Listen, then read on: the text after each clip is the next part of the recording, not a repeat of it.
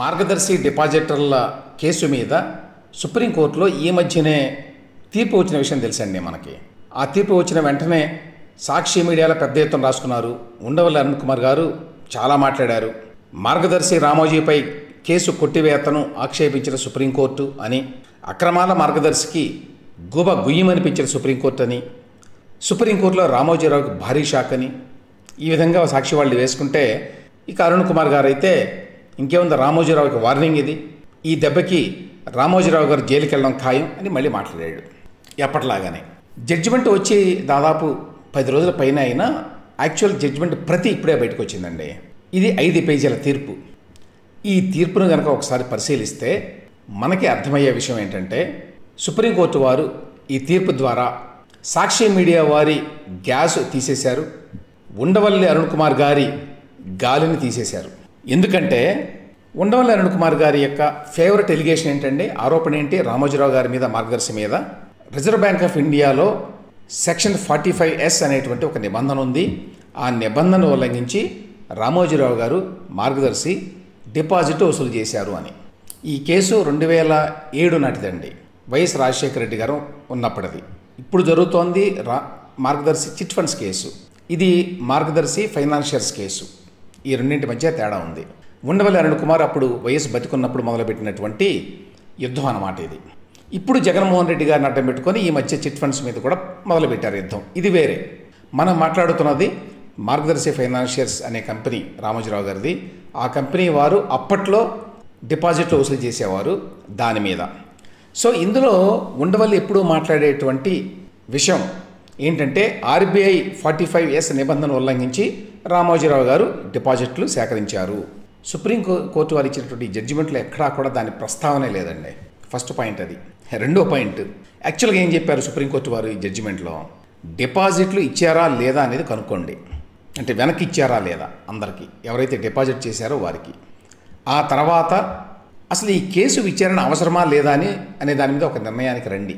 అంటే ఏంటి, అసలు కేసును విచారించాలా వద్దా, డిపాజిటర్లందరికీ వెనక్కి ఇచ్చేశారు అనేది రూఢి అయిందనుకోండి హైకోర్టు వారికి, ఆ తర్వాత కూడా దీని మీద విచారణ చేయాల్సిన అవసరం ఉందా, ఇదంతా కూడా కోర్టు వారి టైం వేస్ట్ కాదా ఇట్లా విచారణ చేయటం అనే దాని మీద హైకోర్టు వారు ఒక నిర్ణయం తీసుకోవాలి అని సుప్రీంకోర్టు వారు తమ తీర్పులో చెప్పారండి. సో ఇక్కడ జగన్మోహన్ రెడ్డి గారు, ఆయన ప్రభుత్వం కోరుకుంటున్నవి, లేకపోతే ఉండవల్లి అరుణ్ కుమార్ గారు ఎప్పటి నుంచో కోరుకుంటున్నవి, అవి ఏమీ లేవు ఇందులో ఈ జడ్జిమెంట్లో. దీనికి సంబంధించిన వార్తలో ప్రధానంగా వచ్చింది ఏమిటంటే, సుప్రీంకోర్టు వారు ఏమన్నారంటే, గతంలో హైకోర్టు వారు 2018లో దీని మీద ఉన్న కేసుని కొట్టివేశారు. దాని మీద ఉండవల్లి అరుణ్ కుమార్ గారు అప్పీల్కి వెళ్ళారు సుప్రీంకోర్టుకి. ఆ అప్పీల్లో జగన్మోహన్ రెడ్డి గారు వచ్చిన తర్వాత ఈయన కూడా పార్టీగా చేరారు. ఇది జరిగింది.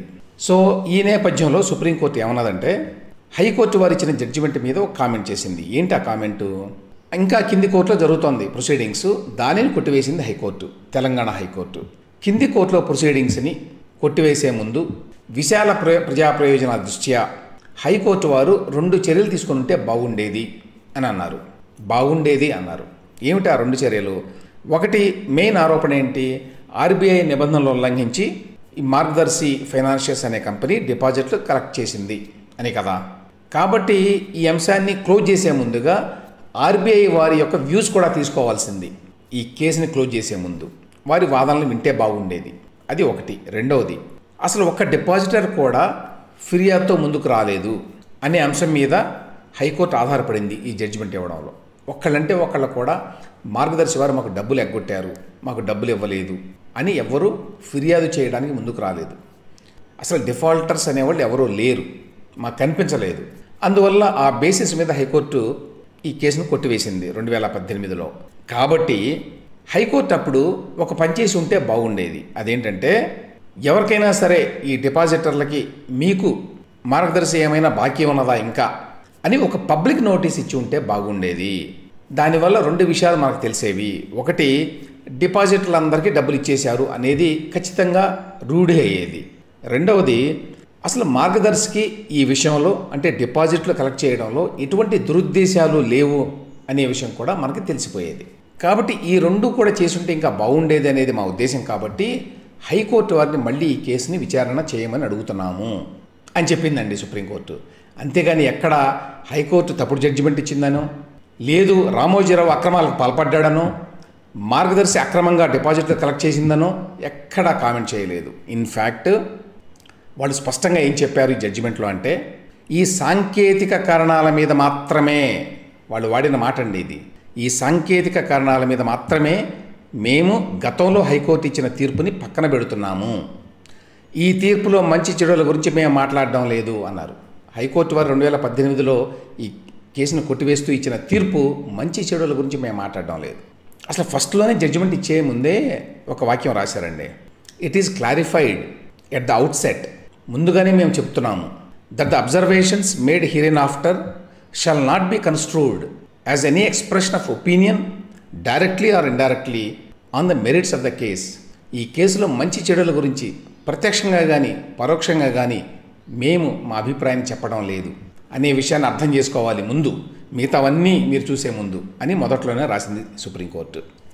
సో ఇప్పుడు ఈ విషయాలను దృష్టిలో పెట్టుకొని హైకోర్టు వారు మళ్ళీ ఈ కేసును విచారించాలి అని తెలంగాణ హైకోర్టుని కోరింది. ఆ సందర్భంలో ఏమన్నది అంటే సుప్రీంకోర్టు, ఏపీ తెలంగాణ ప్రభుత్వాలు అలాగే రిజర్వ్ బ్యాంక్ ఆఫ్ ఇండియా అలాగే డిపాజిటర్లు ఎవరైనా కూడా ఈ కేసులో తమ వాదనలు వినిపించుకోవచ్చు అని చెప్పింది. సో కేసులో పార్టీగా ఉన్నటువంటి ఉండవల్లి అరుణ్ కుమార్ గారు కూడా తన వాదనలు వినిపించవచ్చు అని చెప్పింది. అంతేగాని ప్రత్యేకంగా ఎవరికి ఏమి ఇవ్వలేదు. ఇందులో ఎవరైతే పార్టీస్ ఉన్నారో వాళ్ళందరూ తమ వాదనలు వినిపించుకోవచ్చు ఇందులో. కానీ వినిపించుకోవచ్చు అని అన్నది, వినిపించాలి అని అనలేదు. If they are so inclined to join the proceedings అనే మాట అన్నది సుప్రీంకోర్టు. అంటే ఎవరైతే ఈ కేసులో పార్టీలుగా ఉన్నారో వారు కావాలనుకుంటేనే తమ వాదనలు వినిపించవచ్చు హైకోర్టులో. అంతేకాని మీరందరూ కంపల్సరీగా మీ వాదనలు వినిపించాలి అని చెప్పాల. ఉండవల్లి అరుణ్ కుమార్ గారికి ఇష్టం కాబట్టి ఆయన వచ్చి వాదనలు వినిపిస్తాడు. జగన్మోహన్ రెడ్డి ప్రభుత్వానికి ఇష్టం కాబట్టి వారు వచ్చి వాదనలు వినిపిస్తారు. తెలంగాణ ప్రభుత్వానికి ఆసక్తి లేకపోతే వాళ్ళు వినిపించకపోవచ్చు. గతంలో కూడా వినిపించాల. ఈ కేసులో ఏమీ లేదు, ఎవరు డిఫాల్టర్స్ వచ్చి మాకు కంప్లైంట్ చేయలేదు కాబట్టి వాళ్ళు పట్టించుకోలేదు.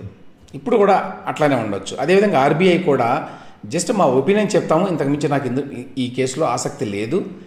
ఎందువల్లనంటే ఇందులో మొత్తం ఈ డిపాజిటర్లందరికీ కూడా డిపాజిట్లని కంపెనీ వెనక్కి ఇచ్చేసింది కాబట్టి దీనికి మేము ప్రొలాంగ్ చేయడం మాకు ఇష్టం లేదు అని చెప్పేయచ్చు. అది ఒక పాయింట్. ఇక్కడ ఇంకొక మాట చెప్పింది సుప్రీంకోర్టు ఏంటంటే, తెలంగాణ హైకోర్టు వారు కావాలి అనుకుంటే డిపాజిటర్ల దగ్గర నుంచి క్లెయిములు అభ్యంతరాలు స్వీకరించవచ్చు. ఈ క్లెయిములు కరెక్టా కాదా అనే విషయాన్ని నిర్ధారించడానికి ఒక మాజీ న్యాయమూర్తిని హైకోర్టు వారు నియమించుకోవచ్చు. మీరు ఒక పబ్లిక్ నోటీస్ ఇస్తారు, మీరు ఏమైనా క్లెయిమ్స్ ఉంటే మార్గదర్శి మీద చెప్పండి అని. కొంతమంది వచ్చి మాకు ఇంకా డబ్బులు ఇవ్వాలి మార్గదర్శి వాళ్ళు అన్నారు. వాళ్ళు చెప్తున్నవి నిజమా కాదా, మార్గదర్శి వాళ్ళు ఆల్రెడీ కట్టారా లేదా, లేదా ఇప్పుడు కడతారా లేదా, ఈ విషయాలన్నీ నిర్ధారణ చేసుకోవడానికి ఒక హైకోర్టు రిటైర్డ్ న్యాయమూర్తిని పెట్టాలి అని చెప్పారు. ఈ ప్రక్రియనంతా కూడా ఒక కాల పరిమితిలో పూర్తి చేయాలి అన్నారు. ఇక్కడ కీలకమైన పాయింట్ చెప్పారు. అదేంటంటే, the high court May thereafter proceed to determine as to whether the continuation of the criminal proceedings will serve the cause of administration of the criminal justice system or it will be an exercise in futility. ఏమిటి దీనికి అర్థం? ఇవన్నీ చేసిన తర్వాత మీరు public notice ఇచ్చారు, క్లెయిమ్లన్నీ చూస్తారు, అన్నీ నిర్ధారణ అయింది, మీకు అందరికీ మార్గదర్శి వారు డబ్బులు ఇచ్చేశారు అని నిర్ధారణ అయింది.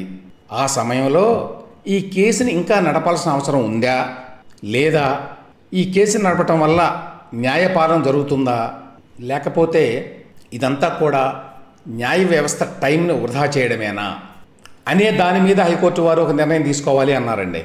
అంటే ఒకవేళ మార్గదర్శి వారు అందరికీ డబ్బులు వెనక్కి ఇచ్చేసి ఉంటే ఈ కేసుని ప్రొలాంగ్ చేయడం అనవసరం, దీని అనవసరమైనటువంటి విషయాల్లోకి వెళ్లాల్సిన అవసరం లేదు అని సుప్రీంకోర్టు చెప్తోంది. ఇందులో మార్గదర్శి వారు వాళ్ళు ఇచ్చిన లెక్క ప్రకారం సుప్రీంకోర్టుకి సబ్మిట్ చేసినటువంటి వివరాల ప్రకారం 2007 మార్చి 31 నాటికి 2541 కోట్ల రూపాయలు డిపాజిట్ స్వీకరించారు ప్రజల నుంచి.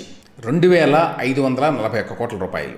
ఆ తర్వాత ఈ వైఎస్ ప్రభుత్వం వచ్చింది, కేసులు పెట్టడము, గొడవలు అవడంతో ఆర్బీఐ వారు ఏమని చెప్పారంటే మార్గదర్శికి, మీరు డబ్బులు అందరికీ వెనక్కి ఇచ్చేస్తే ఈ సమస్య ఇంతటితో మనం ముగిద్దాం, ఇంతవరకు ఎటువంటి ఆరోపణలు మీ మీద లేవు కాబట్టి ఇప్పుడు వీళ్ళు ఎట్లాగో డిపాజిట్లు అప్పటికే స్వీకరించడం వల్ల యాక్చువల్గా మార్గదర్శి వాళ్ళు ఆపేశారు తీసుకోవడం. మీరు ఆపేశారు కాబట్టి మీరు ఇప్పటివరకు తీసుకున్న డిపాజిట్లు వెనక్కి ఇచ్చేసేయండి ఒక టైం బౌండ్ పీరియడ్లో.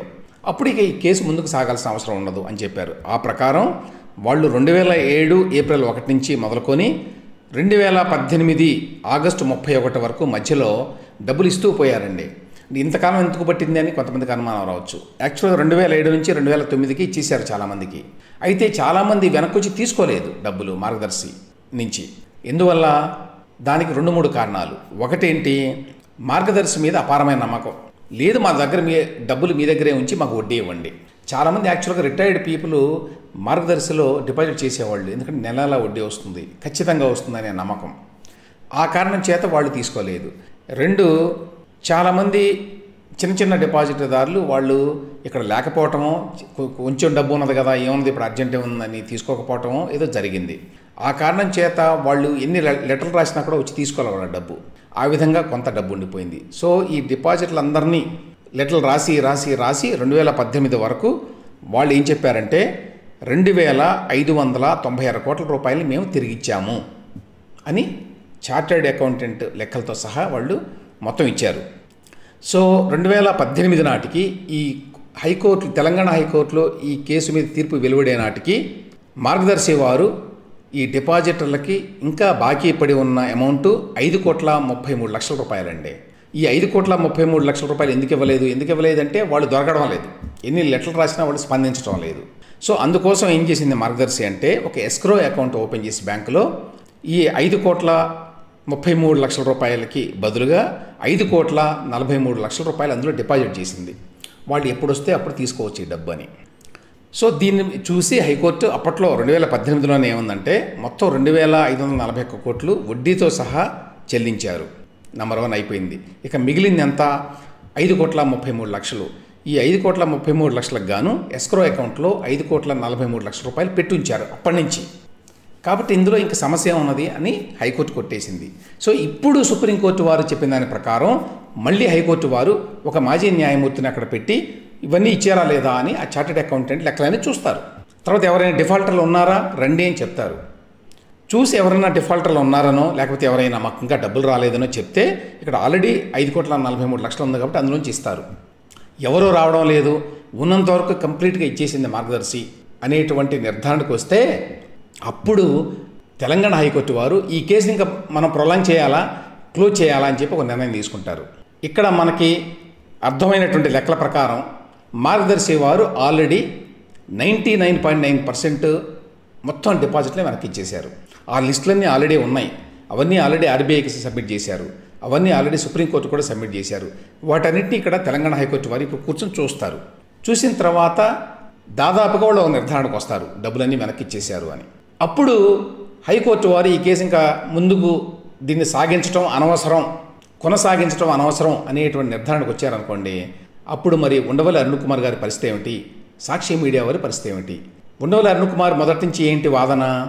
డబ్బులు వెనక్కి ఇచ్చారయ్యా, ఎవరు డిఫాల్టర్లు లేరు అని చెప్తే కాదు ఆర్బీఐ వారి నిబంధన 45S అనేది ఉల్లంఘించాడా లేదా రామోజీరావు, ఇందుకోసం ఆయన ఉరి తీయాలి, ఆయన శిక్షించాలి. ఇది ఘోరం. ఇంత ఘోరం అసలు భూప్రపంచంలో ఇంతవరకు ఎవరు చేయలేదు. ఇంత పెద్ద నేరాన్ని చేసినటువంటి రామోజీరావు గారిని వదిలేయడానికి వీల్లేదు. ఆ కేసు లేదు, ఆ వ్యక్తులు లేరు, ఆ డబ్బులన్నీ వెనక్కి ఇచ్చేశారు. ఇప్పుడు డిపాజిట్లు వాళ్ళు స్వీకరించడం లేదు. అయినా కూడా ఉండవల్లి అరుణ్ కుమార్ గారి వాదన మొదటి నుంచి అదే కదా, 45S ఉల్లంఘన అంతే. ధర్మం 4 పాదాల నడుస్తోంది మొత్తం దేశంలో. అటువంటి చోట్ల ఎస్పెషల్లీ ఆంధ్రప్రదేశ్లో జగన్మోహన్ రెడ్డి గారి పరిపాలనలో అటువంటి సమయంలో రామోజీరావు అప్పుడెప్పుడో ఆర్బీఐలో 45S అనేటువంటి నిబంధన ఉల్లంఘించాడు. ఎవరికి రూపాయి ఎగ్గొట్టకపోయినా డబ్బులు, కాబట్టి ఆయన శిక్షించాలి అనేది కదా వాదన ఉండవల్లి అరుణ్ కుమార్ గారిది. అయితే ఇప్పుడు సుప్రీంకోర్టు వారు ఇచ్చిన ఈ తీర్పు ప్రకారం ఉండవల్లి అరుణ్ కుమార్ గారి ఆ ఫేవరెట్ ఎలిగేషన్ ఏదైతే ఉందో దానిని కూడా పరిగణలోకి తీసుకునేటువంటి అవకాశం లేదు. ఒకవేళ హైకోర్టు వారు సంతృప్తి చెందితే డబ్బులని వెనక్కి ఇచ్చేశారు, ఇప్పుడు ఈ కేసును విచారించి చేసేది ఏమిటి మేము అనేటువంటి అభిప్రాయం కనుక వస్తే తెలంగాణ హైకోర్టు వారు ఇక అంతటితో ఈ కేసును ముగించేటువంటి అవకాశం ఉంది సుప్రీంకోర్టు వారు ఇచ్చినటువంటి మార్గదర్శకాల ప్రకారం. అది ఇక్కడ విషయం.